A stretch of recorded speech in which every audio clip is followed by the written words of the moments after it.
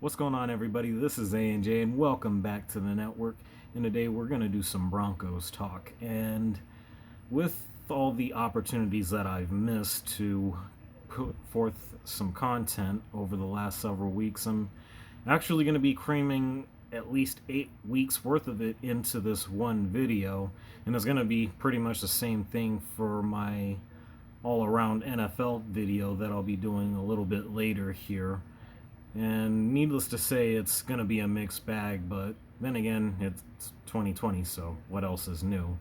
But yeah, again, I'm just going to go ahead and summarize everything, especially with the mountains of notes that I have, and boy, do I have a lot of them.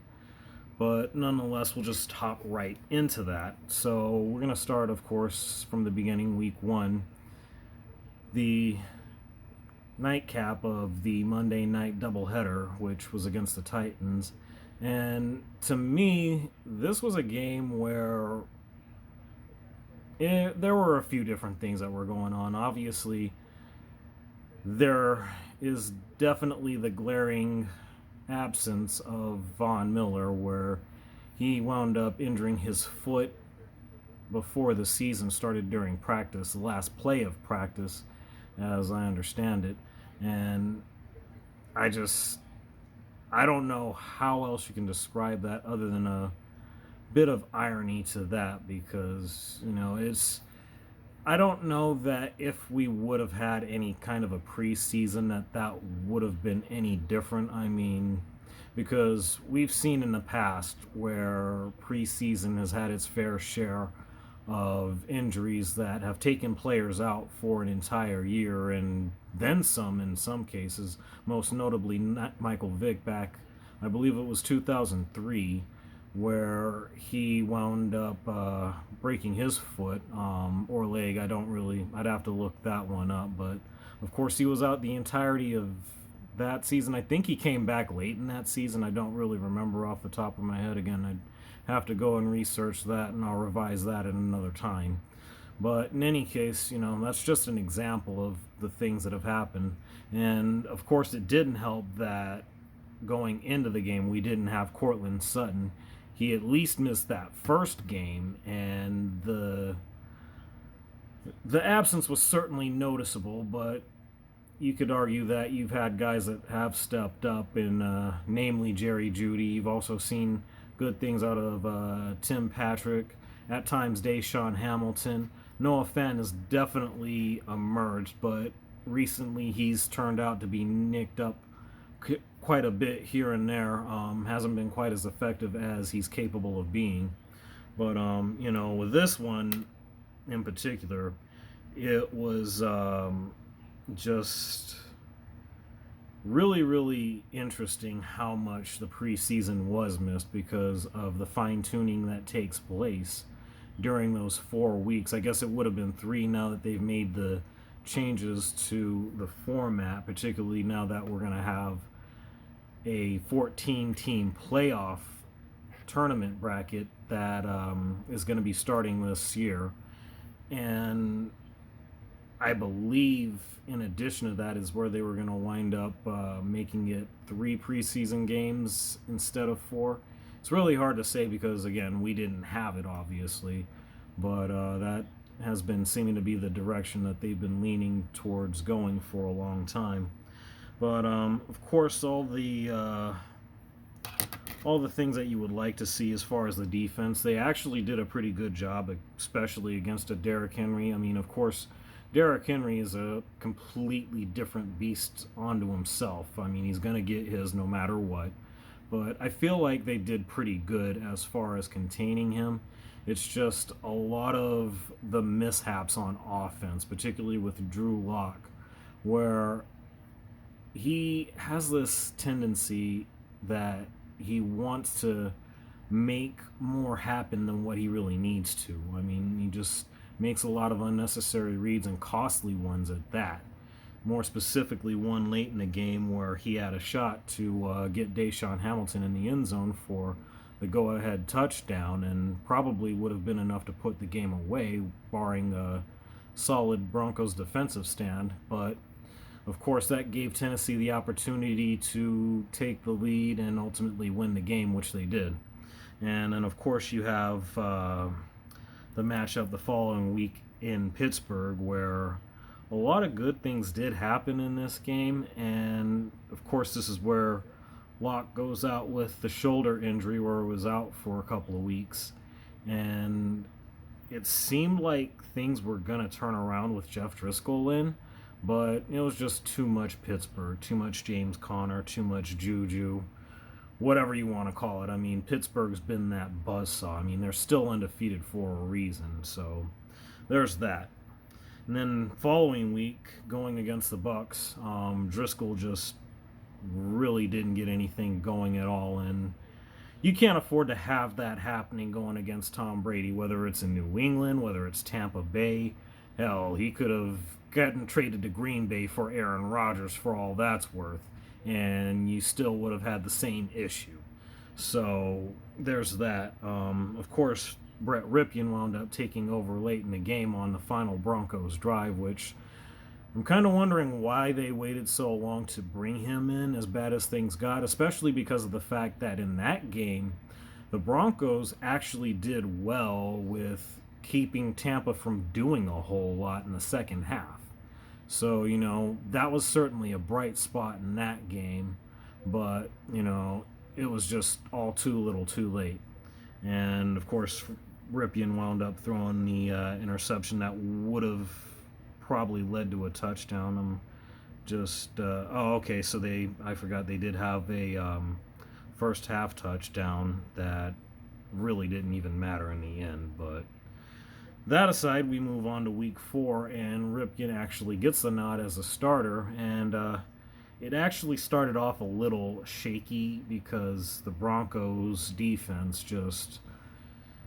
I didn't like the way they looked, in the sense that the tackling effort and technique just wasn't very good at all. I mean, I find it real funny that over the years that's been the tendency, is that tackling is just real iffy at best a lot of the time. And just given how good the defense has been over the years, regardless of what regime it's been under, it's just really inexcusable that they allow a lot of the things that they've allowed to happen because of this. And there's just no way around it. I mean, if you don't wrap up and bring them down properly, then, it's really not going to make a difference. They're just going to keep pounding and pounding, and ultimately they're just going to get that score one way or the other. And that's certainly been the case throughout the season, regardless of who the matchup has been with.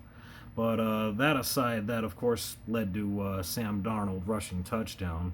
But they responded with Melvin Gordon heavy drive, which ended with a field goal. And then, of course, wound up getting the ball back not long after. And Jerry Jeudy with one of the best plays he's had this year, mossing Pierre Desir for a 48-yard touchdown. It was just something to see, and this kid's definitely got a bright future ahead of him. Again, he stepped up to me more than really any other player on offense not named Philip Lindsay or even Noah Fant when healthy, and that's definitely significant, and I'll go into why more on that as we move along here. But again, guys like Tim Patrick and Deshaun Hamilton have done pretty well. Melvin Gordon has actually been really good to me, in the sense that my hope for him coming along, please pardon that ESPN alert which just came through. I was pretty sure I turned off the alerts, but I guess I need to get that taken care of. But definitely omit that for all that's worth. I'm not going to go back and edit that or anything. But that being said, of course, I was liking what I saw. I mean, granted, it was against the Jets, and they're about as hapless as really you can get in the NFL right now. And for all the obvious reasons, I'm not going to go into that. But there were a lot of good things that I feel like they built off of from this, and we'll transition with that to the Patriots game, the following game, which was actually supposed to take place in week 5, but then COVID happened, and that got moved to week 6, but all the same, it still works out. Did pretty well on offense. I mean, Philip Lindsay came back from his injury, and of course, he just was really the huge reason for them winning the game. I mean, Locke definitely had a solid performance in his return game as well, but there were some things, again, that he did. Again, unnecessary reads, try to get some deep balls to players that were covered, and both of those were picked off late in the game. And given the fact that all the Broncos' points were field goals, it's really amazing that the Patriots didn't capitalize on that where they would have in the past. And I think that we were pretty fortunate coming out of that for that reason alone. Moving on, there's the Chiefs. So, yeah, the Chiefs, the reigning defending champs. I mean, that's just all there is to it. It was the Chiefs. But the thing about it is that they actually had a shot at making it look a lot better than what it actually did. They actually wound up forcing an early turnover where they got the ball, I believe, in the red zone. It was definitely scoring position for sure. And they got to the red zone, again, as mentioned, it was about the 3 or 4 yard line, and Locke wound up running it in for what I believe was the only first half touchdown. And the thing, excuse me, I have to pick up my S Pen, but the thing about this to me is that there were a lot of mistakes, and this is going back to what I wanted to say about Melvin Gordon.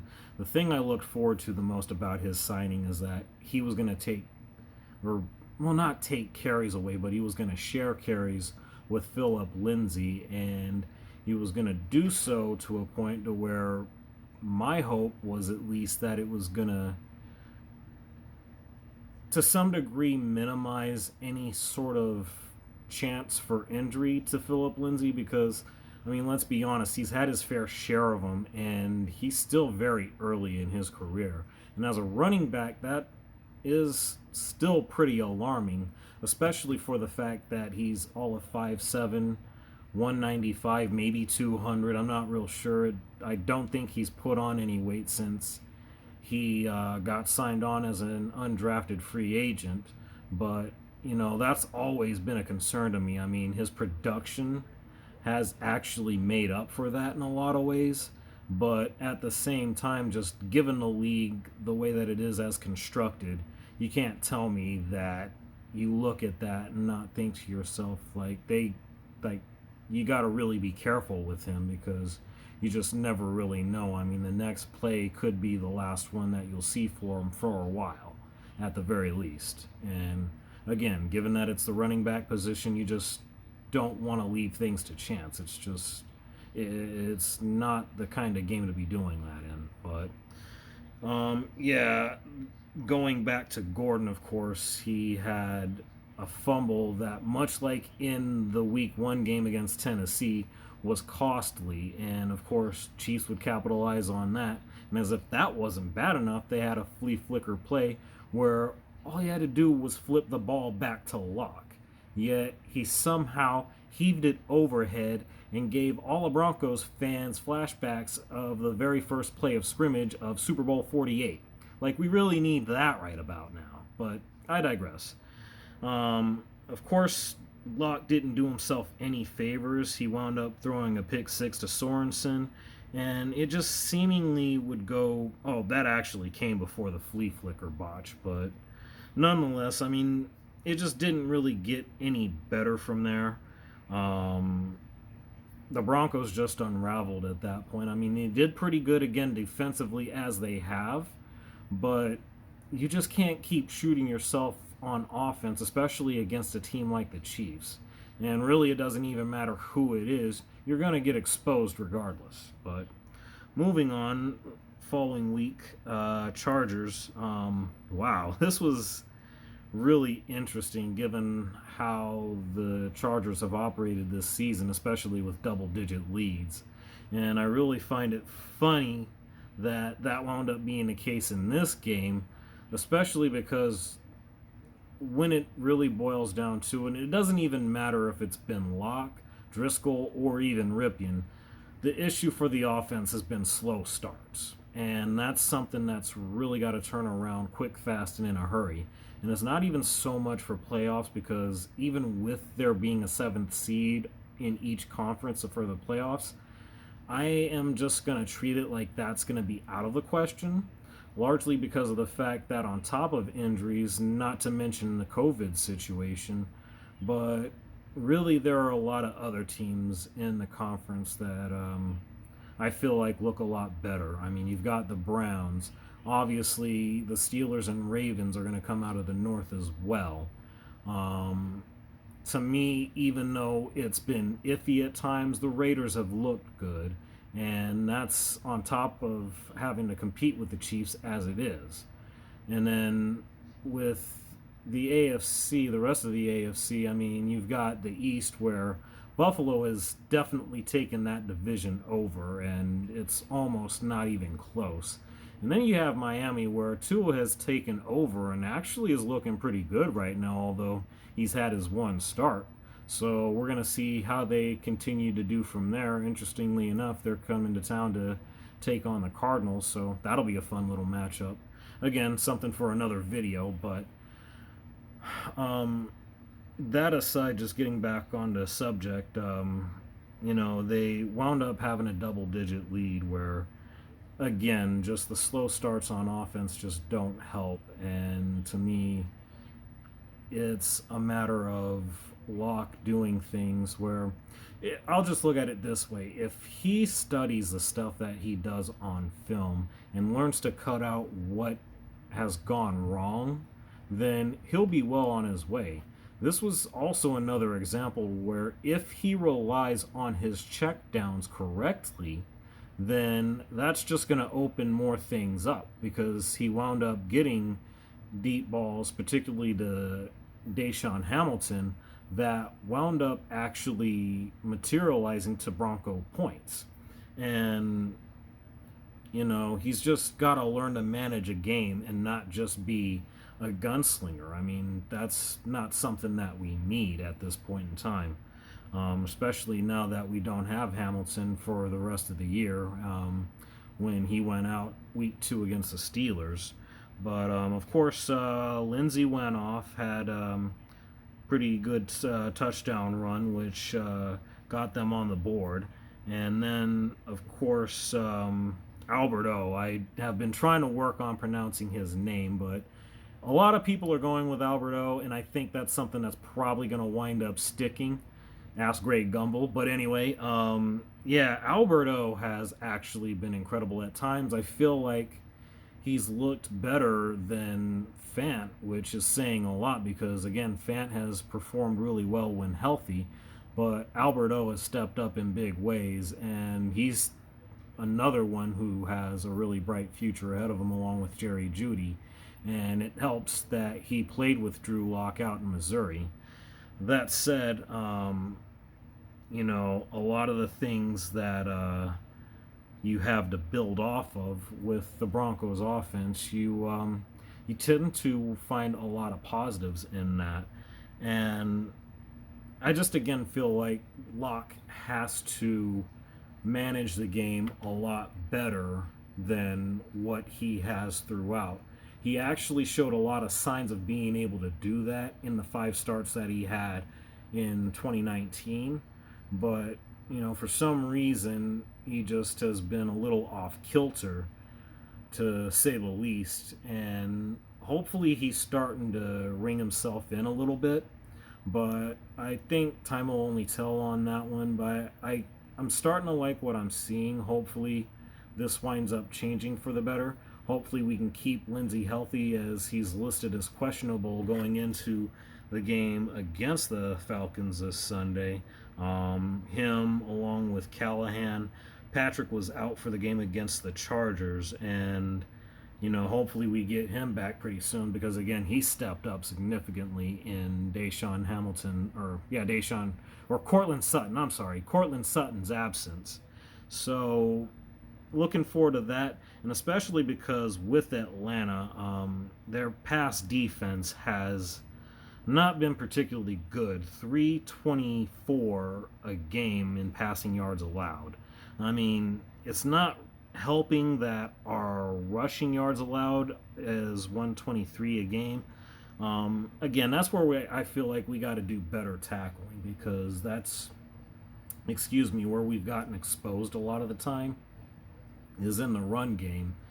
And excuse me, teams like the Titans, the Chargers, Kansas City, amongst others, have been able to find success against the Broncos. Excuse me, got a little bit dry there. Had to take a swig of some water here.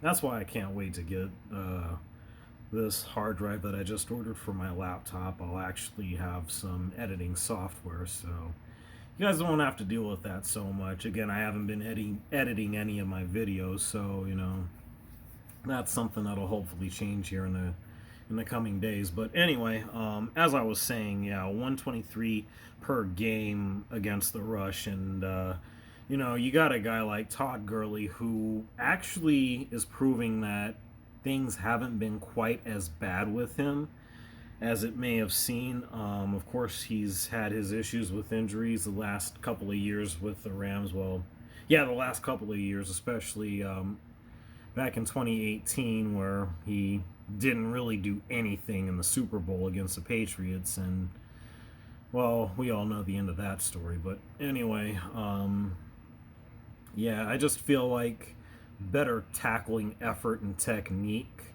has to be a thing moving forward, because even if the Broncos somehow get into the playoffs, there's no way that you could convince me that they're going to match up well against any of the teams. I mean, 7th seed, that's going to be number 2, and as it stands right now, that's Kansas City. Again, just really one of the most, if not the most, well-rounded offense in the league. I mean, that speaks for itself. So I don't think it's any mystery at all how that's going to turn out under the circumstances.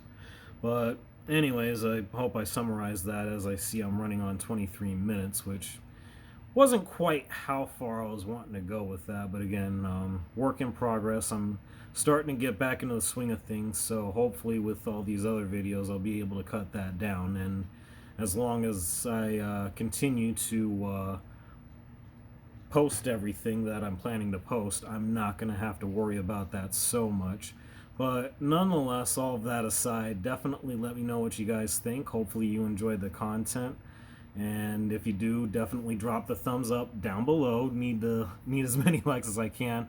And as I mentioned in the last video, if I didn't earn that for any reason, please let me know why. Just any constructive feedback is welcomed, and I'm certainly open to any changes that you would like to see on this channel. And that's what we're here for, is the growth and improvement, because if we don't have that, then we're just not doing it right. And that's really all there is to that. But nonetheless, I want to say thank you for being here, and thanks for having me. Take care.